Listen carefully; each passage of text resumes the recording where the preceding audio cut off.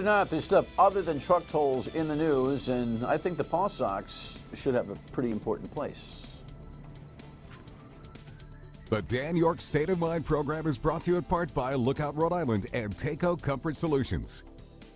And thus the city of Pawtucket, of course, and the good mayor from Pawtucket is my guest tonight.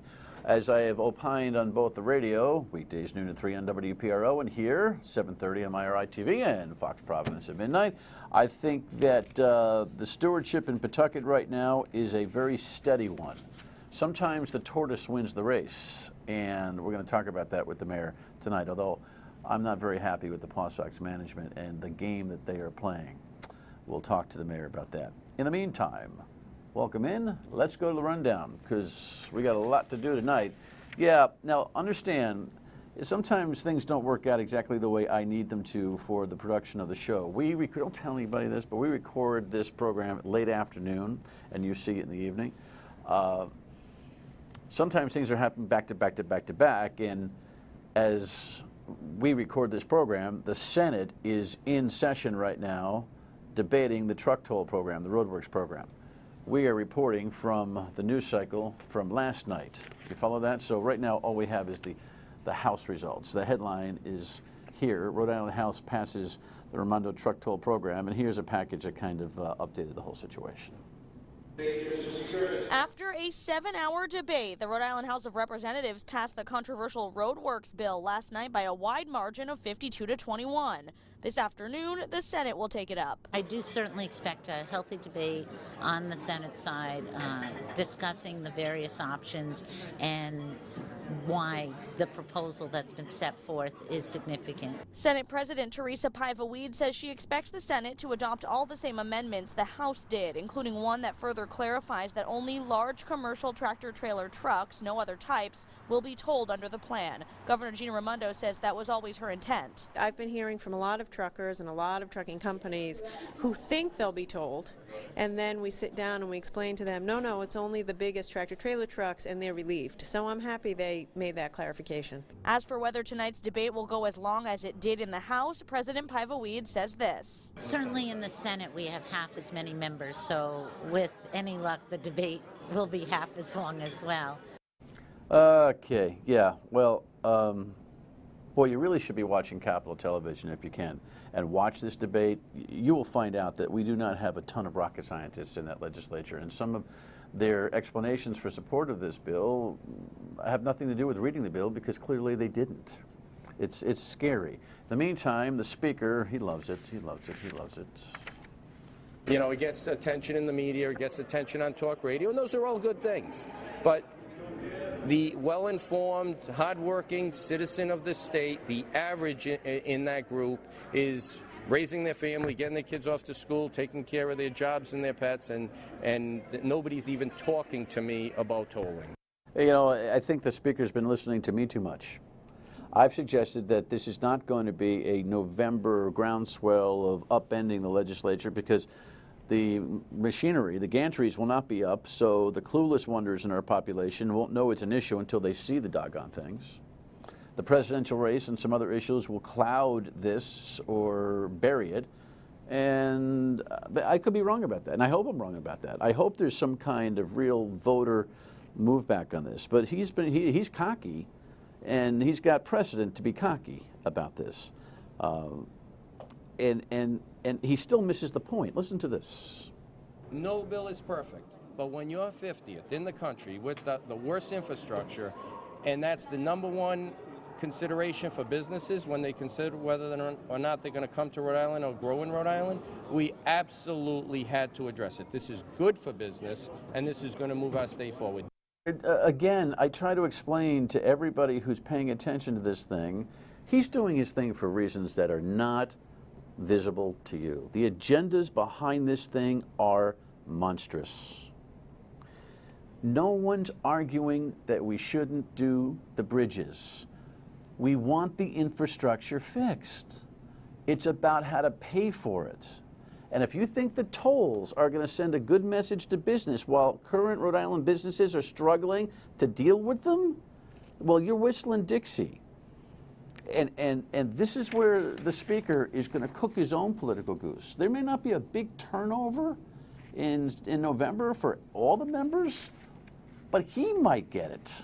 We'll talk about that as we go. But understand, he wants this thing bad now that he's embraced it from the governor, now that he's owned it. And there's threats all over Kingdom Come. And the reps are under that threat. As we move to the next item, under threat, that makes sense, right? Here's a headline in the Ocean State Current, which is all about this particular piece that Justin Katz wrote, which has inside it this little notation.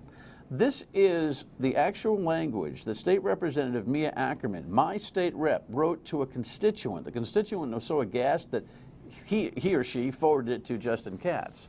My rep wrote the following on this whole thing. I don't want to be the legislator who voted against this bill. If I do vote against this bill, I have an uncomfortable feeling that if I call the DOT with a request for a repair or replacement in District 27, my request will not be a priority. I will have failed my constituents and placed them in further peril by shuffling them to the bottom of the pile, so to speak. Translation, she, along with a whole bunch of others, got a list of things that will be bye-bye if they don't vote yes. Now, you could say that's hardball. Some might say that's extortion. More on that to come. South Carolina primary is going to be a pivotal one now. It seems the headlines on this are random and all over the place, one after the other. Fiery Republican race, dirty tricks and brawls. Bernie Sanders getting after it. Here's a quick review by CBS as to what's going on. New Jersey Governor Chris Christie and former Hewlett-Packard CEO Carly Fiorina have suspended their presidential campaigns. CBS News has learned that Christie came to his decision after talking with donors. Donald Trump says his victory in the New Hampshire primary will not be his last. On CBS This Morning, Trump told Charlie Rose his campaign is shaking up politics as usual. I can change the game because I really have a chance of New York. I'm going to win Virginia. I'm going to win, certain states. I'm going to win Michigan as an example. You win South Carolina? Can we get to the issues? I'm going to win South Carolina. I need your support. Ohio Governor John Kasich's second place finish is also shaking up the race. I think John's going to be a factor. There's no doubt about it. Bernie Sanders is working on keeping up the momentum from his win over Hillary Clinton. But to repeat his success in South Carolina, Bernie Sanders will need to win over African Americans who cast the majority of the Democratic votes there. Bernie! Sanders met with the Reverend Al Sharpton for some guidance, something political analysts called a smart move. I think what Bernie Sanders did by meeting with Al Sharpton was absolutely brilliant. As they go to South Carolina, he needs to put up a wall and start getting African American votes going into that state. Clinton and Sanders will face off once again during the Democratic debate. Sorry for that quick stop there. Did you notice that when Donald was on with the CBS Morning team that one of the panelists actually spit out, can we get to the issues? Well, that's kind of hard for the Donald to get to the issues because he doesn't really have any.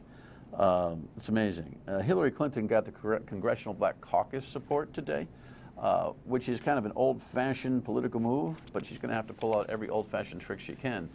And it's amazing that she's actually become old-fashioned in this race. Crazy, crazy stuff. All right, oil prices are falling even worse, and now, even though it's kind of an exciting thing, 8% headline crash here, this is a whole different ballgame now. CBS NewsPath has a quick market reflection. Stocks finished lower for a third day in a row, but the losses weren't too bad. The Dow fell 12 points. The Nasdaq dropped 14. Energy companies sparked the sell-off as the price of U.S. crude oil sank again. On the bright side, the government now predicts the average price of a gallon of regular gas will stay below $2 a gallon this year. That hasn't happened since 2004. I played that. It's at a time, again, the time of show issues. Sometimes this trips us up. Obviously, the market got killed today, and as we're bringing in this program production-wise, the market is wrapping up as we speak, but it's down around 15,660, which means it was, hundreds down in terms of the Dow. But this gas price thing is something that we're all enjoying. Be careful how much you enjoy it, because oil prices being so low, oil companies are starting to really suffer, and then the banks start to suffer because they got a lot of paper out on the oil companies. So this economy is a complicated thing. It's like a sloppy Joe sandwich. When one end feels good, gas prices, the other end kind of falls out. Be aware, be smart, talk to your advisors, hold steady. The Friars are trying to hold on. Holy cow. Last night, this headline, that's all we got, right? That's all we got. That's all we need. It was tough. Double overtime. They could have won it at the end of regulation. They did not. 4 losses in a row. They've never won at Marquette. Georgetown in for a noontime game on Saturday. Hopefully the Friars can turn it around because they're going to find themselves out of the top 25 after that loss. Speaking of top 25, Dayton comes into URI tomorrow night at the Ryan Center. I hope I see you down there. It ought to be a raucous house and a great chance for URI to kickstart its season against the Flyers. Not the Friars, but the Flyers. The Flyers were where I went to school. I'm a Dayton Flyer. So I wear kind of like a red T-shirt underneath my stuff when I do the PA down there. There you have it. All right, can we show this headline, which is one of many, on the PawSox situation? This was last week. Larry Lucchino and this guy named Grebien say that the PawSox have to focus on the McCoy experience. Well, that's kind of been your argument all along, my friend. Good to be here, Dan. So yes, you know, funny how a year changes so quickly and how fast it goes by. So I must remind you and me, I wish we had the audio. It's like, you ever have one of those days? Yep. We don't have the audio. But you sat in that chair with me, and I asked you, gosh, it has to be almost a year ago, where I said, what are the chances of saving this PawSox deal? And you said, do you remember what the number was? No, it was a slope. Like 10%. Yeah. 10%. Yep. But it was worth absolutely doing your diligence. You know, first of all, you know, as the mayor, as the leader of the city, you know, you get some credit, and we try to make sure we kept the lines of communication open, but it really was the fan base. You know, they recognized at the end of this. This was, you know, the rollout was terrible. You know, Larry himself has recognized that. Had conversations now with Charles Steinberg and Dan Ray, who is the VP over there, and they recognize, you know, that this was just poorly done, poorly rolled out, and they recognize that. The fans really spoke up, you know what I mean? And I appreciate the fact that, you know, people are coming up to me, hey, you saved the PawSox, or hey, you've done this. It really was about keeping that steady path. You know, you mentioned earlier about, you know, sometimes the tortoise wins the race. Well, we're still the tortoise, we're still taking the steady, and we have to. And we want to build that value and that relationship with them. All right, well, listen, you're kind of talking about it in past tense. This security is not quite there yet. You're heading in that direction. Agreed. So when we come back, we'll talk about the nuances of this dynamic with the PawSox. Stay with us, please.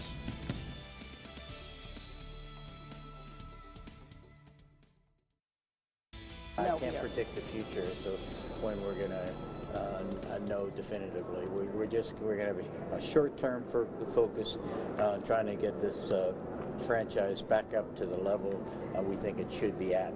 That is Larry Lucchino, obviously the big honcho from the Red Sox, and of course the principal owner, one of them, of the PawSox, speaking at the Northern Rhode Island Chamber of Commerce event at Twin River the other night, or the other day.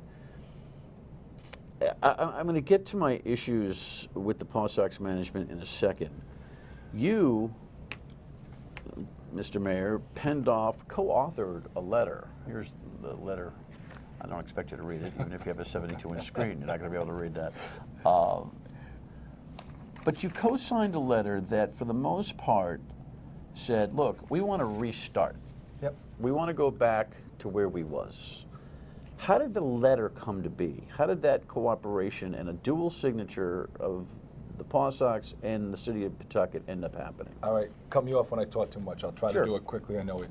So last December, before the holiday sometime, Larry, Charles had reached out to start building the value. And we had honest discussion about what their focus was going to be for this year. It was about rebuilding, rebranding their image. They've asked the city, me as the mayor and the city, to buy into trying to help them and support them to rebuild it to what it was. We agreed. One of the issues that they had, as simple as this sounds, is the traffic signage and the traffic pattern. So as the city, as we try to bring some value, we set up a meeting 3 weeks ago or so, Dan, and I brought the traffic department out. We were talking about what signage, what types of signage they'd want, how do we build the excitement up and build the value up from the city and really do the value build up. While I was there, it wasn't my intent. I didn't know that Larry was in. Larry was there. Stepped out of his office, came into the meeting with Charles and folks from DPW and traffic, and there were other folks. And he said, listen, could I talk to you for a couple of minutes? And Mike Tamboro was there. And We go into the other room. You know, it started. People should know Mike Tamburo is the steady Eddie. This is the guy that's been running the show for Ben Mondor the entire time, and has been retained by the new member, the new ownership. He's still part smart of it. decision on their Absolutely, part. it was a very smart of him. You know, and he's got the value, he's got the relationships with everybody, which is great. And you know, we have the trust with him. So went over to the other room. You know, small talk. Hey, how was the holiday, so to speak? And the letter came out and said, you know, Mayor, what are your thoughts on this? You know, we're looking to build the support. We'd like your help. Yada yada yada. We took the letter and said, I have no problem building that value because we understand they hit till 2021. We want them to be here longer. We want them to invest, and we want them to know They're how. here contractually to 2021. Correct. That is They fair. could leave tomorrow and pay off the lease. Yeah. Just saying, Yeah. they're contractually. Fair enough, Dan. Whether Absolutely. it makes sense or not is anybody's guess. Right. But the notion that they're absolutely here to 2021 is only as good as the paper it's printed on, and everything can be bought off. Agreed. Right, and that's where we were Because you last thought year. you were in a 2017, 2018 skedaddle anyway. Absolutely, right. Okay. So we're back to square one. We're trying to build that value, and we're saying, okay, how do we build that value together? So that one of the asks was, would you mind doing this letter out to their hundreds of thousands or whatever the number, 10,000 supporters, building that in? Would you be willing to do that? I said, absolutely, because if it's good for them, it's good for our city, and we look at the big picture, as we did a year ago, even though we were getting beat up a year ago. And so took the letter back. You know, we go back and forth what we're comfortable with. Signed the letter before I went on vacation with my wife, and they had their luncheon, and the letter went out. So there you have it. This has been a year of struggle. Yeah. It was February of last year that when you first came in here, after you really had been Dear John'd, more or less, by the new ownership. Jim Skeffington, God rest his soul, who had this vision of moving that franchise to the city of Providence. We've been through all the rigmarole, the big ask that got shut down. The people came up and said no. And the second ask, we never actually learned what the second ask was because it never surfaced, and the thing fizzled. And during all this time, your 10% started to grow to 15 and 20 and 25 and 30, and I don't know where it is right now. What do you think the number is now that you've penned off a kind of we want to get to know each other and feel good about each other letter? You know, honestly, Dan, I don't know. But what I do know is the fact that if we don't do these types of things and we don't build that value and we don't help show these types of things, meaning being cooperative. Cooperative, the letter. You know, and some people could say, oh, you know, you're selling out. You know, you've heard that. It's about building that value. That stadium is important to the community. It's my job as the mayor to help Charles, Dan, Larry understand the value that it is, like it is everybody else's. So I can tell you where we would be if we didn't do those types of things. So those are the types of things we're going to be. I don't know where we're at. You know, they've made it clear that this year they're not looking. They don't really want to discuss what their options are, where they're going. They're really focused in what they should have done from the beginning and where they are now in building that value in that brand. All right. Listen, I'm not just saying it because he's here, loving the one he's with. I've said this on this program and on the radio. He's been a maestro in this. But someone's got to say what needs to be said, and I will when we come back.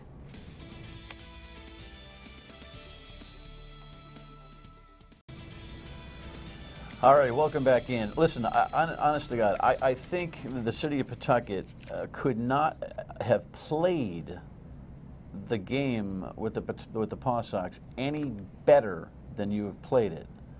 As the mayor of the city, you have put your feet down and said, listen, we think this is the best place. You've been a diplomat about it. You were very sharp in releasing the Dear John event. In other words, it's not like you hid that they came in and said, love you, nice to meet you, we're leaving you. Yep. Your cards have been on the table the entire time, yet you've never went the acidic route. You haven't poisoned the well, you've just stood your ground. Yep. And I have to applaud you. That is not an easy thing to do when you've got voices in your head from all sides. It's fair, you're absolutely right. It is difficult. Mayor, I just think that you've done a terrific job. And the decision to co-author a letter from the PawSox saying we want to go back to ground zero is also brilliant on your part. I'm sure there's some part of you, despite your affable disposition in general, to say, you know, maybe we got you where we, but you haven't. Yeah. But if you don't mind, I'm going to tell you that I think, and Dr. Steinberg is coming in here, wants to come in here hopefully next week, and so he and I will have a real face-to-face on this. I liken this to a marriage where one spouse decided to go and fiddle and diddle, then goes back to a little situation where maybe a little counseling, maybe not, and says, you know what, sorry I was the adulterer, but what I'd like to do is start from ground zero. There's got to be some currency. And the currency that I think needs to be had here is very simple. It's not rocket science. Put it in writing that you're not leaving, period, ever. And then the idea that just because they want to say they want to start from ground zero ought to have everybody falling over themselves to go fill those seats is bunk. We've made it shared with them and made it clear with them. We believe that the best course for them, and we've had the conversations with the governor, we've had the conversations with the speaker, we've had the conversations with the Senate president over this year periods in between. We believe at this point in time that it's better that we go out, it's the feasibility study, the economic impact study. Let's do that together. I believe, I've had some general conversation with Larry. We'll be getting together. Will there be some joint investment in that kind of stuff? Are they going to put some money and sweat into this notion that they want to start from zero again? There has to be. There's been no commitment. We've had discussions, but... What kind of patience will you have over a time frame to begin that kind of stuff before you feel like you've just been kind of, fiddled with in order to be able to salvage the P&L for this season and next season? You try to build a relationship, and I trust that Larry is going to be true. And I think you'll see something over the next few months come out that jointly. I think we have to work on certain things that we've shared. You get into the technicality of it, because in the contract that I have, that the city has, rather, I should say, says that there should have been the feasibility in the study done. And so we believe we're obligated. They've listened, we've had those discussions, and I think you'll see something happen because of it. Steve, can you put up that PawSox, fans like PawSox in Pawtucket headline? See, this is the kind of garbage that ends up in the paper from time to time. This is the man on the street. Do you like the PawSox? Yeah, it's a big family value. That's a given, okay? It's a wonderful family. That the new ownership has messed with the relationship does not take away from the best. It's one of the best values of entertainment in Rhode Island. It's been a wonderful thing. It's tarnished. And I just hope that people think this thing through. Rushing back just because they say they're sorry without actually promising that they're going to stay, everyone's going to make their own fan decision. On a hot July night with a hot dog and a beer, I'd probably be over there myself. But you know what?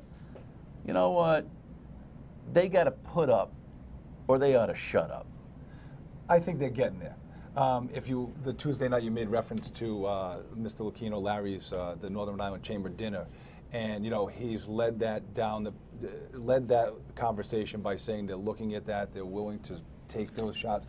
I think you're going to see it. I think they have to see it. I think there has to be that buy-in, and not only because the mayor or myself as the mayor or the state, it's because it's the right thing to do, and I think they've realized that. Well, listen, you play cards? No. You could be my pitch partner. You've done a good job on this. Sometimes I've learned it's better to be lucky than it is to be good. Keep up the steady influence. Thank you. I appreciate all the good words. All right, final word when we come back. Stay with us. All righty, one more thing. What was our one more thing? I just said, this kind of day Lex and I are having. I said, do we have something for the segment? She goes, oh yeah, we're on the air. Do we have something? She goes, oh no, you don't have anything for this. It's been a week. Roadworks can do that to you. By the way, allegedly, we have a program to wrap up Roadworks for tomorrow night. You'll have to tune in to know. We'll see you on the radio tomorrow at noon till 3. You know what? Sometimes you should stay in bed. Bye.